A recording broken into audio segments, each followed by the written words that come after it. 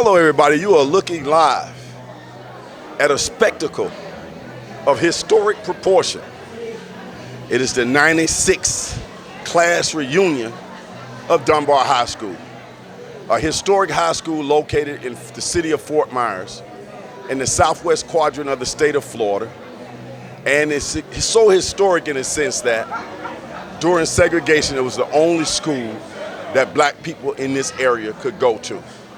It has produced some outstanding graduates, and it continues to produce outstanding students here at the new property, the Dunbar High School, the home of the Marching Tigers. It is so special that Lee Pitts Live has come out to cover this reunion. It is even more special. We get a chance to talk to the current principal that continues to take that legacy forward. That would be one Carl Burnside, the great educator as well. Carl, welcome to Lee Pitts Live. Thank you, Lee. Good to see you. Good to see you as well. The last time we talked, you were draped in your COVID mask, but it looks like you've loosened up a little bit now. You got all your shots? I've had them all along. Okay. Keep that mic up, Carl. All right. Carl, talk to me about just being in here tonight at this 96th reunion and what's going through your mind experiencing it. Well, what's going through my mind, actually, and it goes through my mind every time the group gets together, is that this is an event that is pretty much unlike anywhere else in the country. But to me, it's an indication of that when you hear the term that Dunbar spirit, that spirit has carried on for decades. It endured through the 31-year closing of the school, and it allows an event of this magnitude to take place. Mm-hmm. When people are watching us here locally, on television or on social media anywhere around the country, and they wanted to get an idea of what is Dunbar High School currently, how would you describe it? Currently, Dunbar High School is a high school that had a rich, proud tradition, a lot of school pride. There was a work ethic that was present when the school was built that endured challenges and adversity. And when the school reopened, that same attitude still remained. And consequently, in today's era, the school continues to do phenomenal things and accomplish great achievements.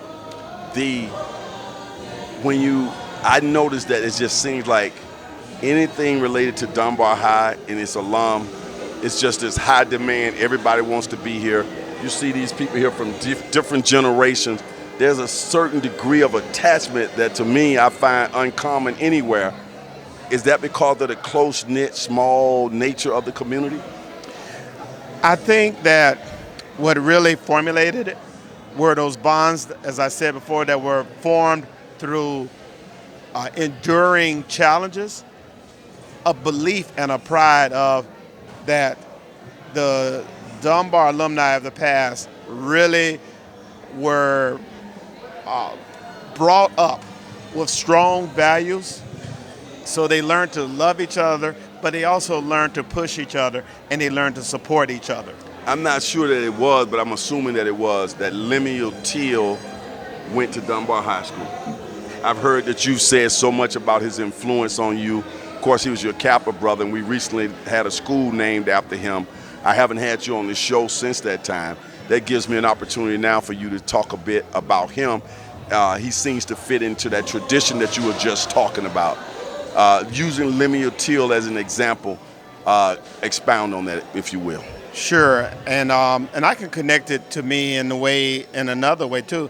Mr. Till and my mother are actually Dunbar High School classmates. Wow. They actually graduated from Dunbar High School together. Okay. So that's what I meant by that connection. So therefore, when he was my teacher years later, that connection. See what I'm talking about? You get this on was really. It was an encouragement. It was an inspiration for me. Mm-hmm. And as I always say, I remembered sitting in his algebra class as an 8th grader and watching that charisma, and that was the moment I decided I wanted to be a math teacher. Unbelievable. And what is it? Cooking with Crisco or something like Yep, that. Cooking right? with Crisco. I got a chance to meet Lemuel Teal throughout my time here, and I was always so impressed with the great educator, the math genius, by the way. This weekend has been filled with a lot of activities. The last 3 or 4 days. I don't know if you got a chance to make it to all of them.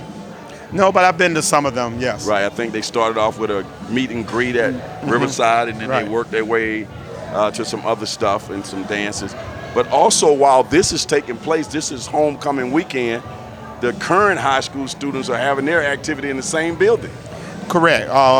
And the one thing that people need to understand, and when I initially opened the school, when we had a homecoming game, I said, well, what homecoming really means, it is about the alumni coming back home, which is why before we had a senior class, I started the alumni walk. It was a way of capturing that group of folks. And so, because that's really what homecoming is supposed to be about. Right. And over the years, that has gotten lost, unfortunately. But here at Dunbar, it is definitely a part of our culture. Tell me about the alumni walk. At halftime, as opposed to having the crowning of the king and queen, because typically at a lot of universities, you have that before the game. We have the alumni walk where we recognize past graduates, and then we will end with the oldest, most senior graduates who are present and want to walk. And that's something, man. What a historic lineage right there that you talked about. I mentioned that it came to a surprise to me. Of course, I visited the school over the years. I didn't even know this was back here. This is what we would call the old gym? Yes, this was the gym that was built in '62 when they moved over to the campus. Right. Is it being utilized for anything else? Well, like practices or volleyball or something? Well, actually, when we opened the school in 2000, it was remodeled into a cafeteria. And so we used it as a cafeteria for a while. This the calf. This was the calf, but no, it's no longer the calf. Okay. So when we did our second remodel and massive renovation in 2013-14, then we reconstituted it and became an auxiliary gym and a multi-purpose room where we use it for testing and other. Wow, this is great to have this here. Yes. And of course, I like to say that I got a chance to interview Carl Burnside way back then when the school first opened. When he was the first principal here, and he's the only principal that has been here. Has that been close to over? Has it been 25 years yet? 24 years. This is my 24th year here. Wow. So I need to get you for that 25th anniversary interview. Yeah. Man, it seemed like it was just yesterday we were sitting here, right? That does seem that way. The years are going by, but I've had such a good time. It's really going by fast. Are you the longest tenured principal at a particular school in Lee County? Yes, I am, man. In the history, I think, of the school district of Lee County, no other principal has been at a high school as long as I have been. What should we take from that? Well, first is God's grace and God's goodness. And the fact that, honestly, for me, it's not a job. Okay. It's a mission and a ministry. And I've been committed to it from the beginning. And it's something I absolutely love to do. And I'm thankful, too, for what I get back from the kids here. And that inspires me and keeps me going. Let's get a chance to talk, since you're here now, about the historic run last year that your football team had, and where you see things going this year. We're in the heart of football season. Well, as you know, the team did make it to the Final Four. And then with that, of course, then they have the target on them. But they've been playing very well lately, and they're hoping to make a run again this year. Okay. Shout out to Coach. Yeah, Coach Sammy Brown has done a phenomenal job. Give me some love. And then, of course, he's also coaching basketball. So when that's over, he told me that. But is that 2 checks? But actually, he puts time in. But then in basketball now, he has an associate head coach in Shandon Anderson, who will be the associate head coach, former NBA Miami Heat. I've seen pictures of him. Yes. Got to get them on the show. Sure. Aubrey Daniels is still your athletic director? Still athletic director. Okay, so I said all that to say this. When people come here to work, they stay forever. That is true. It's I think that's, typically in this day and age of people changing jobs, Yes. changing schools and everything, the district they've made comments about there is a connection here that it's hard work, but it's about purpose and passion, and that's what the staff here at Dunbar High School has. Well, you just heard it here from the head man in charge. He's running from place to place. Whenever I call him, he says, gotta make it short. But he gives me his time, his treasure, and his talent. Always a joy for me to sit with Carl Burnside, a monument in our community. And I hope that what I'm saying right now does him proud, because we're so proud of Carl Burnside. And the first time I met him back when I moved to this area, he might not remember it, I was crossing him over on the basketball court. He fell and broke his ankle when I went to the cup and slammed it down. Is that about Lee, how I'm going to move over because I don't want lightning to come and strike you for He telling has a nice such game. such He has a nice magnanimous false tale. People don't know you had game though, man. Right, they don't know that. They don't know that. They know you for the instrumental and the True. instrumental. Yeah, So but all of that.